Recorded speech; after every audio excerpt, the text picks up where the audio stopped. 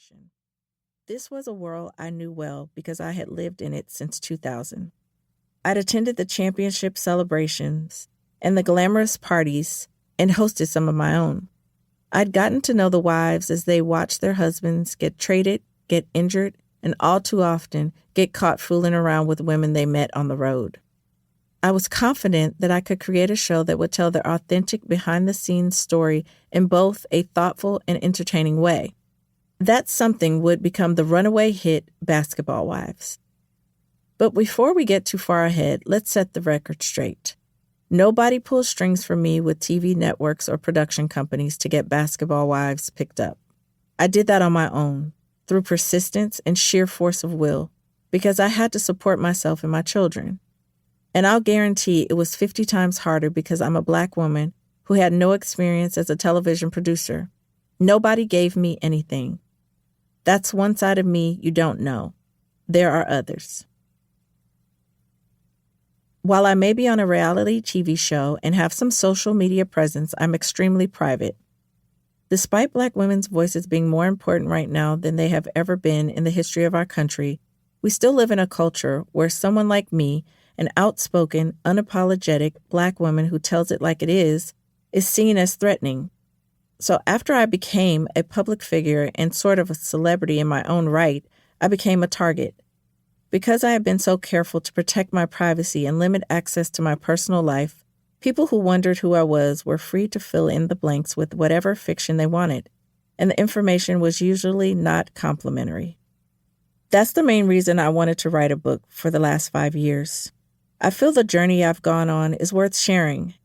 I've been on television since 2010, and I'm at a point in my life now where lots of people think they know who I am, but they really don't because I've declined to tell them.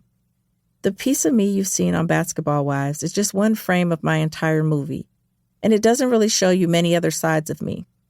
With this book, I decided to do something deeply uncomfortable for someone as fiercely private as myself. Tell my story in full, with almost nothing left out. Why am I sharing my journey and struggles now? I think it's important to leave a legacy that will inspire other women, particularly Black women. As a public figure, I have a platform that can be used to both set the record straight and to help people. I want to inspire women to pursue their creative dreams no matter how often others tell them they can't, or that those dreams aren't important. I want to let them know there's more than one way to be a great parent. I want to show them that it's never too late to find life-changing love and to say, never compromise on what you believe to be right. I sound very confident, but I wasn't always this way. In the chapters that follow, you'll meet a number of different Shaunies. Immature Shaunie trying to figure it all out. Still ain't getting it right, Shaunie.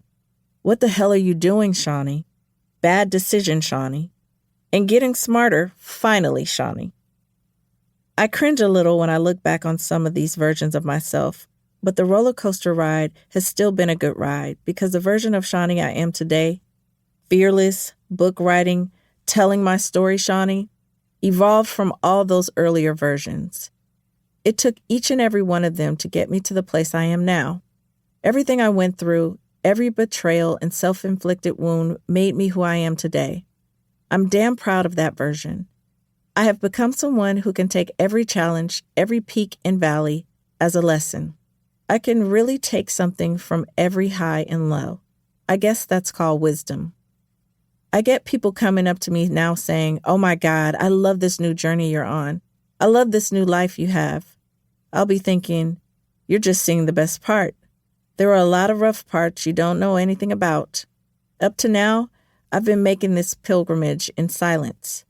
This book is about changing that. You might have picked up this audiobook because you thought I was going to share dirt about my marriage to and divorce from Shaquille. Yes, I've written about my marriage here, particularly what led to its demise, because in order to understand my journey, you need to know what I went through and the choices I made during those years.